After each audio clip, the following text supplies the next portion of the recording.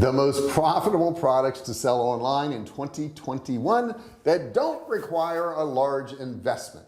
Okay, so you've been wanting to sell online, and I get it, it's a little scary. It was scary for me, it's scary for everybody, but once you get started you can make a lot of money as long as you pick the right products. Okay, so in this video I'm going to go through what those most profitable products are, what makes them profitable, and how you can sell them. At the end of this video you will have a guide to be able to make money online with profitable products. Isn't that what you really want? Okay, don't forget also to subscribe. Hit that subscribe button down there, turn it from red to gray.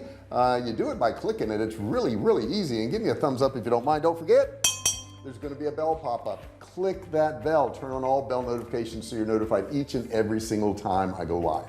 Now you may be thinking that to hit a profitable product you got to hit that new coolest product that's out there. Well, nothing could be further from the truth. I want you to think of it this way.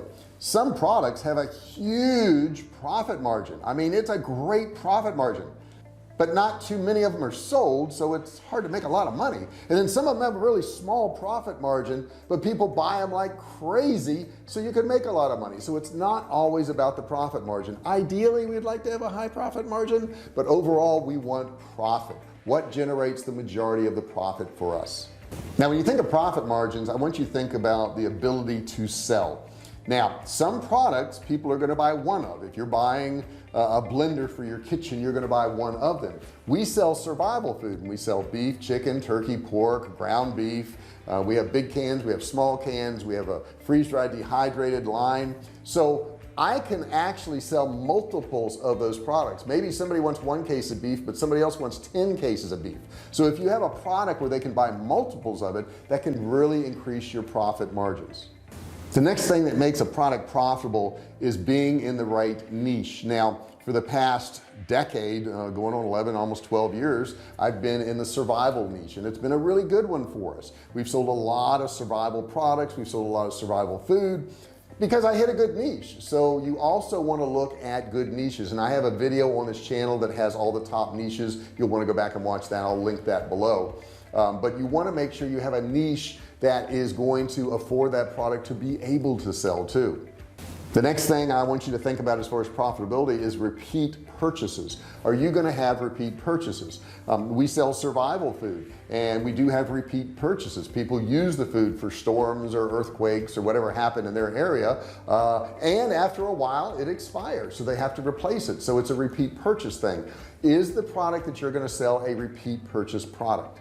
Now let's look at some of the categories. The first thing I'm going to look at is electronics. Let's check out electronics real quick. TVs, accessories such as wall brackets, sound bars, and all that. Monthly Google searches is 1.9 thousand. Wireless phone chargers, 27,000. Let's look at vaping products, because that actually falls into electronics. 26,000 searches on a monthly basis. Okay, electronic toothbrushes, 146,000 searches for that particular product right there. Non-contact infrared thermometers, 300, so not a lot there.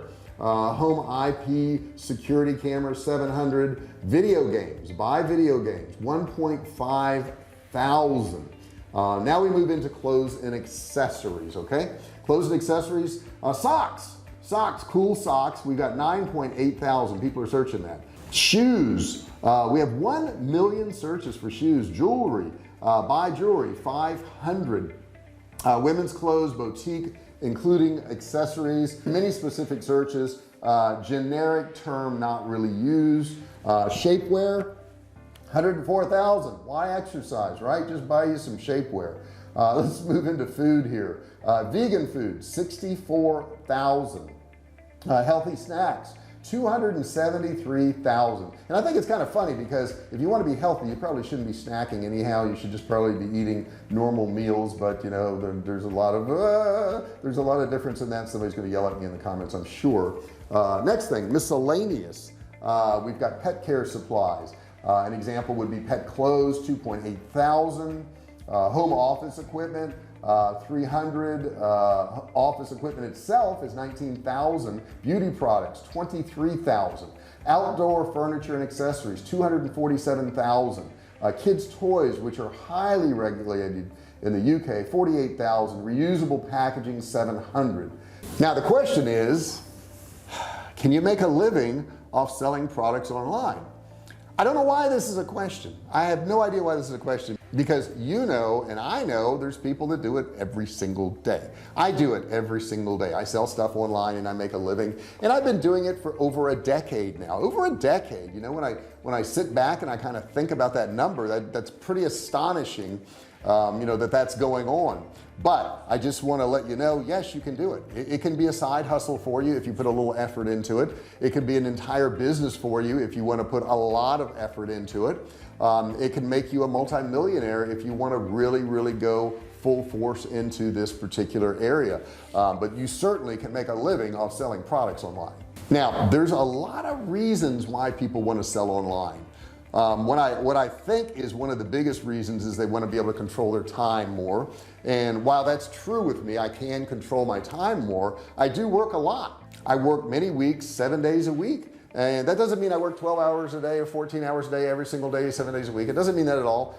But I have, okay, I have worked 12-15-hour days on my business, so that does happen.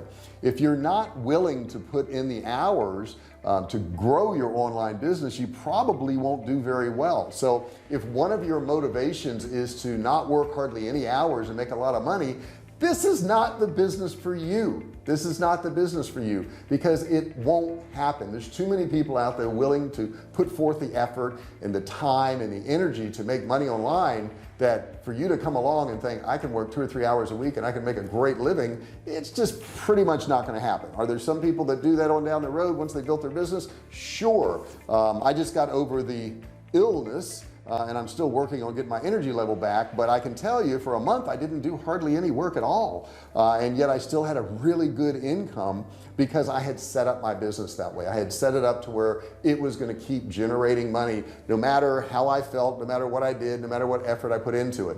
Would that go on forever? No. I mean, I would have to, you know, get in there and tweak things every now and then, but bottom line is, once you do build up an online business, you can take time off. You can work maybe 3 or 4 hours a week every now and then if you want. That's up to you. I don't do that. Okay. I always work and I always put in more effort because I always want more, because I haven't ever earned enough. People say, well, you know, isn't 100,000 enough, or isn't 500,000 enough, or $1 million enough? I don't know what enough is yet. I haven't gotten there. Okay. I haven't gotten to that stage where I go, well, that's enough, I'm done. And I'm not a young guy. Okay. I'm getting up in years, but I just, what else am I going to do? Right. I mean, I talk and I type and I make a living. Why would I quit doing that?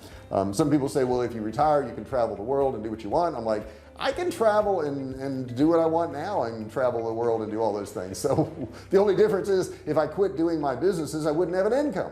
I will say, if you're looking into selling online, some of you out there may have credit issues, and that's going to cause you problems with merchant accounts. I will tell you that. It doesn't mean you can't do it. It doesn't mean you can't get started, but I would tell you this: spend less than you make. This is the one thing I want to tell everybody: spend less than you make. We have days that we do over 6 figures in my companies, and those are great days. We really enjoy those days. But there are days where we don't do that. There are days that we do a whole lot less than that too, and I'm aware of that. So I always live way below what my income is. I always make sure I have years worth of income in the bank. Now, in the beginning, you won't be able to have years worth of income in the bank, but the point I'm trying to make across to you is that you want to spend less than you take in. You definitely want to spend less than what you take in. If you spend what you take in all the time, because this business is cyclical, because it's seasonal, depending on your products, it's going to be up and down. You're going to find yourself in some tough positions, and you want to make sure your credit is good. You want to make sure you keep everything paid off. Now, a lot of you are saying, well, that'd be great, JR. If I had the money, I would pay off everything. Some people don't. Some people get the money and they buy more things. It's kind of funny. My wife and I have been talking about getting a big screen TV, and she's like, well, you have a big screen TV. It's a 55-inch screen TV. But the thing is, I bought it 10, 11 years ago, but it works. Okay. I can still watch TV. They have nicer ones now. They have clearer pictures now. But bottom line is, I haven't bought a TV because I have that TV in our family room, and then we have another TV in our bedroom, and we have another TV in one of the guest rooms, and really I don't need a TV. Okay. So I don't spend money on things I don't really need. I try to really watch that. I personally, and you should feel this way too, would rather have the security of knowing I've got money in the bank and I don't have to worry about anything, I don't have to go to work for anybody, than to have a new TV every time a new TV comes out. Though I do that with iPhones. Yes, I always get the new iPhone, but that's beside the point. My point is, watch your income, watch your credit, be very cautious with this. Okay, you can make a great living online, live below your expenses, and you'll be fine. Thank you so much for watching this video. If you feel like you got some value out of it, do me a favor, put a comment below, let me know what you learned from this video, let me know what you're doing, let me know how your business is going. Maybe you've got questions to help you grow your business. I'll be happy to answer them. I do answer all of my own comments. I don't have anybody else do that, so when I answer your comment, it's me answering your comment. Don't forget to subscribe if you haven't done so. Hit that subscribe button down there. It's a big red button and it's trying to warn you you need to subscribe, so click it and turn it gray, and when you do, a bell will pop up next to it. You'll want to ring that bell, turn on all bell notifications so you're notified each and every single time I go live or I upload a video. It'll be very helpful to you and it'll save you some time. Thank you so much for watching this video, and I'll see you in the next one.